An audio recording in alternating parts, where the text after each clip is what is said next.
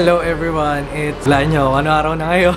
Friday na! Grabe, ang bilis ng week na to. Pero kasi sobrang busy rin, kaya hindi ako nakapag-vlog simula Monday. Basta, syempre may klase ako sa part-time, tapos nagkaroon kami ng mga meetings ng hanggang alas 5 ng hapon.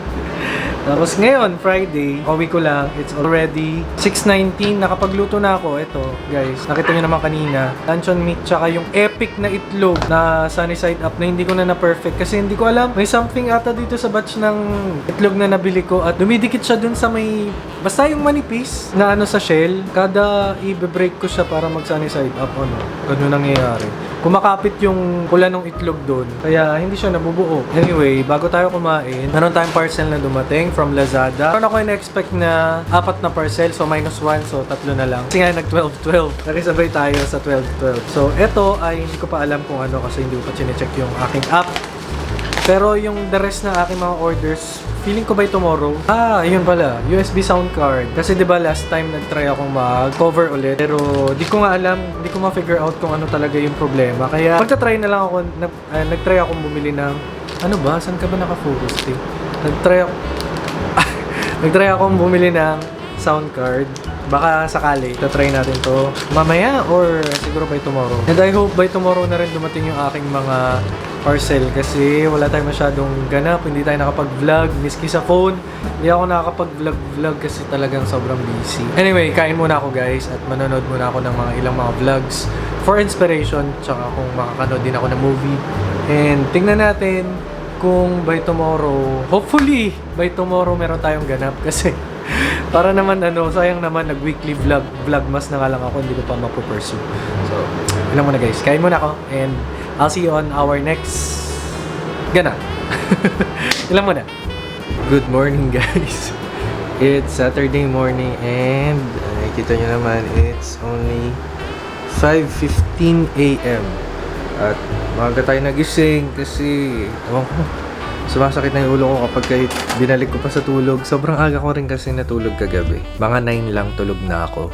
And ngayon, alam niyo, naisip ko kanina, since wala tayong masyadong vlog ngayong week, yung mag-aesthetic vlog. Kagaya ng mga vlog ko dati, yung vlog pagkagising, na binibidyohan, ganun. Tas yung mga pagbubukas ng bintana. Pero naisip ko yun nung binuksan ko yung blinds, tsaka yung mga bintana.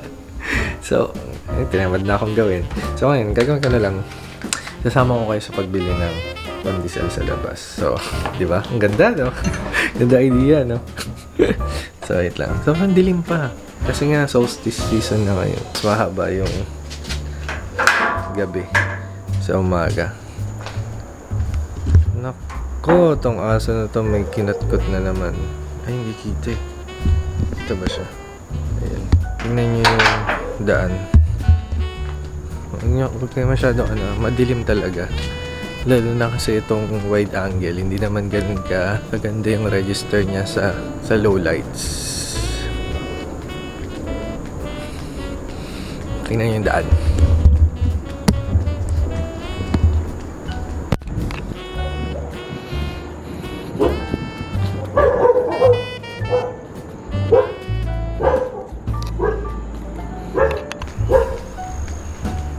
Dilim.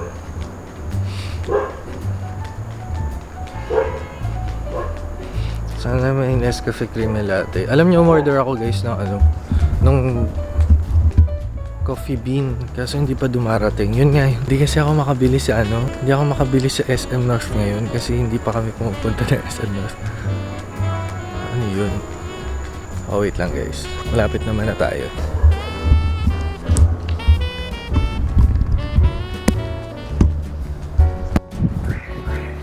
Basta dun lang yun. Dun banda. Mga 4 na blocks. Ayun na guys. Dahil nyo maliwanag na yan. Diyan na.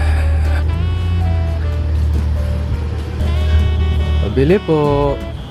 May Nescafe Creamy Latte po kayo. May pandesal pa po kayo.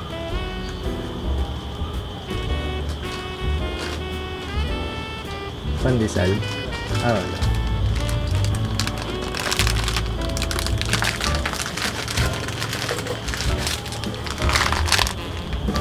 Thank you.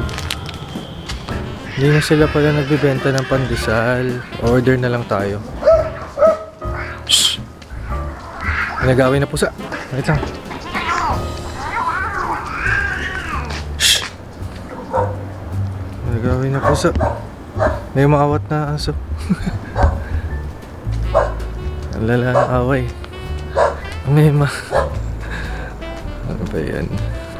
Ano yung napansin ko guys? Hindi na ako tumitingin masyado sa lens. Nakasanayan ko ng tumingin sa ano. Nakasanayan ko ng tumingin palagi dito sa screen ng camera. Hindi na ako legit vlogger. Ay wait lang. Nadadaan. Hindi na ako legit vlogger. Hindi na ako tumitingin sa lente. Vain na ako. Ito yung mga asosasyon. Pero kilala tayo ng mga aso na yan.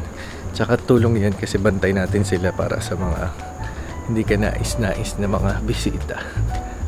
Ito na, dito na tayo. Pasok na tayo. Pinatay ko na pala guys yung ano, Christmas lights kanina bago ako bumaba. Kasi binubuksan ko yun. Binubuksan ko yung pagdating. Mga bandang alas 5. Tapos ngayon alas 5 tinanggal ko na. So 12 hours. Yung Christmas lights na yun, yun pa yung Christmas lights na binili ko last. Basta matagal na ganun. Ngayon order muna tayo ng pandesal. Tapos manonood na lang muna. Update ko kayo mamaya. For sure mamaya makaka-idlip ulit ako, antokin ulit ako. Pero sa ngayon kasi hindi ko na mabalik yung antok. Hindi ko na mabalik yung tulog. So ito, bumangon ako agad. So ilang muna guys. Oh my god, kanina pa ako nagsasalita, hindi pala na-play. Anyway, dumating na dito yung ating pandesal. Umorder ako nito mga bandang 5:30 pero dumating siya ngayon. It's currently 6:03 AM. So medyo 30 minutes yung hinintay natin. Pero ito na, medyo mainit na lang siya nung dumating kaya medyo minicrowave ko pa siya. Puro ako medyo, no? Minicrowave ko pa siya kaya ito, mainit na siya ulit. And we have here, ang mga spreads natin ay itong Gonat, itong peanut butter. Binuksan ko na kasi pangalawang take ko na to dahil hindi pala na-play kanina. Tsaka cheese. So hindi ko alam kung nasabi ko na sa vlogs before pero na-discover ko tong combination ng cheese and peanut butter sa movie ni Bea tsaka ni John Lloyd dati. Yung Close ba yun? Closer. Basta yun yung ano yung bagong artista si Sam Milby, bagong labas siya ng PBB House. So, pandesal, then peanut butter, then mag-add tayo ng cheese. Ayan. Sarap. Sarap. And syempre, ating coffee. Coffee. Pero guys, umorder din ako ng spaghetti. Wala pa kasi. Sakto, biglang dumating. Taste test na natin kagad para makat ko na tong video tapos ma-enjoy ko na tong pagkain dito. Yan siya guys. Kulang nga lang ng cheese pero may cheese naman tayo rito. Pag mga gantong mga spaghetti na binibenta, parang ano, core memory sa akin yung pagkakagat mo, meron kang malalasahan konti na sibuyas. Di ba yung mga classic na ano? Ay, sibuyas na bawang. Classic na spaghetti karinderya. One bite, kain kayo.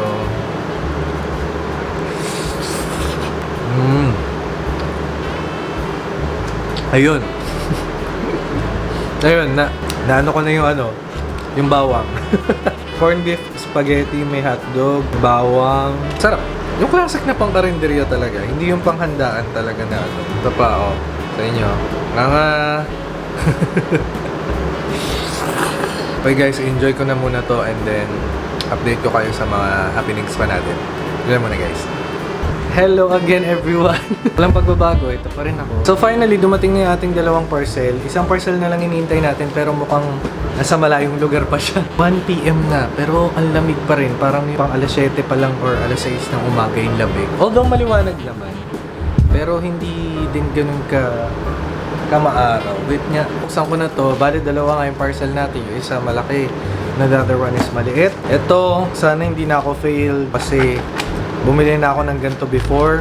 Mga ilang beses na rin. Tsaka, at sobrang, ano niya, effective naman. Ano ba yung term ko? Effective. But, ito ay, as usual, meron pa rin. Meron pa rin pala siyang, bubble wrap. Oh, alam nyo na. Scented candle pa rin to. Pero kasi ito, subok ko na to before. Basta nakikita nyo na to sa vlog dati. Yan. Ito ay citronella. Pampalis lamok na din kasi. Hopefully gumana to. Kasi kapag sinisindihan ko to, sobrang lakas ng amoy. Eh, hindi kagaya nun. Yung nauna kong binili. Kahit pala sindihan siya, hindi siya maamoy. Kasi maamoy lang yun pag ganito. Pero, eto, subok ko na to kasi talaga. Subok ko na yan. Tutok ko na muna doon nang mapatunayan natin. Dito ako excited. Siyempre alam ko na to, ako order eh. Ayan, naka-bubble wrap. Ay, hindi pala siya. Here we are. Finally! Silk Cafe freshly roasted coffee. Coffee. Ay, ano ba? Hindi pala ako nakapag-ano na yung dark. Mas dark dapat yung na-order ko. Kasi yung dati kong binili, ano talaga eh, darker. Ito kasi medium lang. So, ayan. At resealable din siya. Hindi ko nang gupitin. Meron pala siya dito. Pull tab. Wow, taray. Na-miss ko to. Grabe. Ayan, So, wait. I-try ko na tong citronella. And makakapagkape na ako ng matapang ulit. Di na ako magti-3-in-1 ulit. O siya, yun na muna. Sakto, lobat ako. Yun na muna guys. Ulitan ko kayo ulit ng mga susunod na happenings. Napakaganda ng timing. Itong mga battery nito, lobat. Tapos ito, napundi. Buti na lang meron siyang extra na pailaw. Ito yung napundi oh. Ang init. Kabit ko muna to.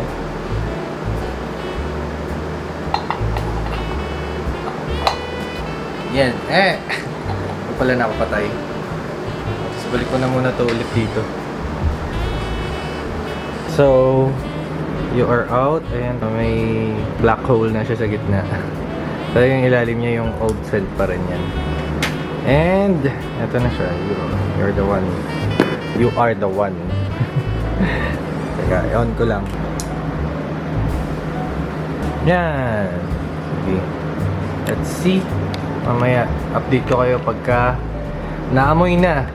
Guys, kahit pala naka-resealable pack na to, lalagyan ko pa rin siya dito sa ating lalagyan. Kasi, it's okay dyan. I mean, dahil kasi airtight din siya. So, dito kasi, kapag dito sa resealable, baka may tendency na bumukas pa to. Baka malimot pa. Eh, pag dito, syempre, di ba, mas madali. Tsaka, mas nakikita ko rin agad kung paubos na siya. Buti nga nakahanap talaga ako nito. Nabanggit ko ba kanina na mas mura siya? Nasa 600 plus lang siya. Hindi nito kaya yung 1 kilo. So, sana natin naman matitira. Ang ganda!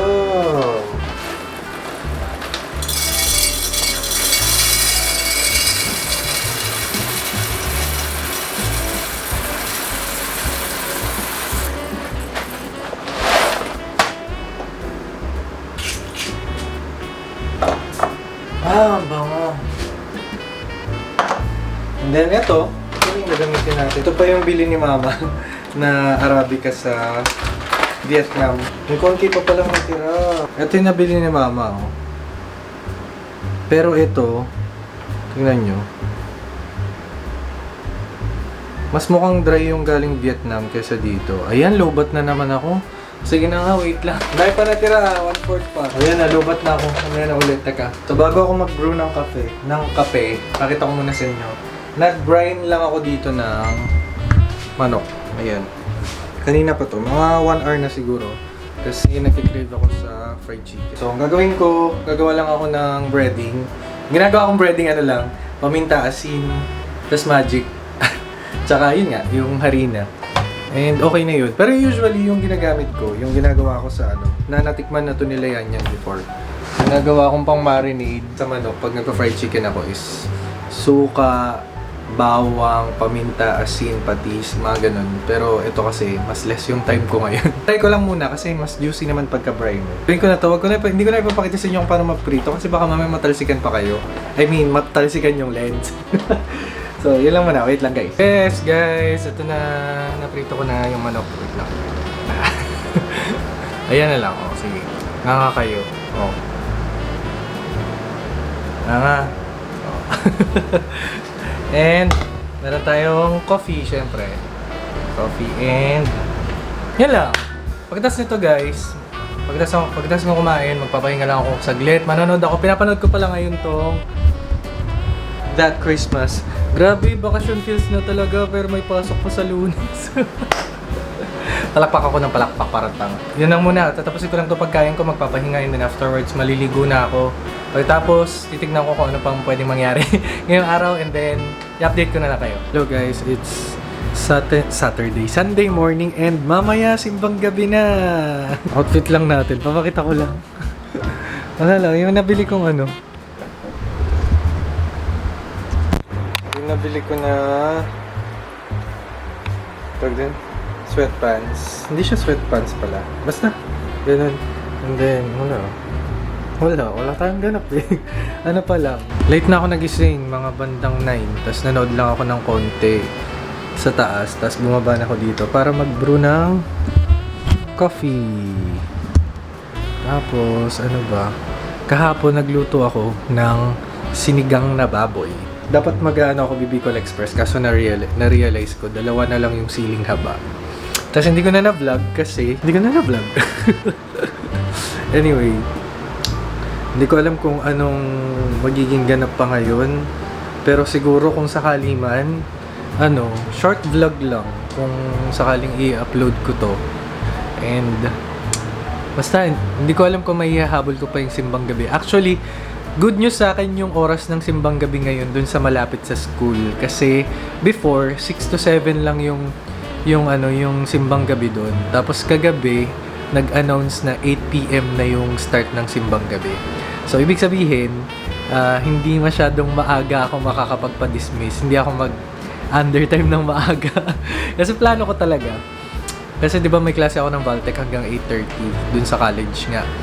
Kaya ang plano ko, mag-out na ako kagad ng mga bandang. Kung sakali man na 6 to 7 yung misa, ay mag-out na ako kagad 3 hours yung mawawala sa akin. Hanggang Martes na lang naman yung turo dun. Tapos mas party na ng faculty dun ng Friday, which is Christmas party naman sa amin ni Mayor yun ng umaga. Ang Christmas party naman namin sa school ng mga bata is sa 18 Wednesday. Tas for faculty sa school sa high school is December 19. Pero lahat ng memory ko, yun yung first day ng bakasyon. Sayang. Kanina pagising ko pala, nagstay muna ako dun sa balcony. Tumingin-tingin lang din ako. Wala lang, kasi parang Christmas feels na talaga. I mean, holiday season. Ganun na. Nakita mo parang ang calm, ang chill. Ano yun, di ba? Parang sarap lang tumulala. Tapos parang lahat ng tao nagpapahinga na. I mean, dahil holiday season, wala na masyadong may pasok. Ganyan. Naalala ko yung sa El Grande. Kasi mga ganitong panahon, lagi ng may patugtog. Si tatay, lagi na may patugtog yun sa kabila. Yung tito ko sa kabila. Lagi na siya may patugtog ng mga Christmas songs sa Semarichan.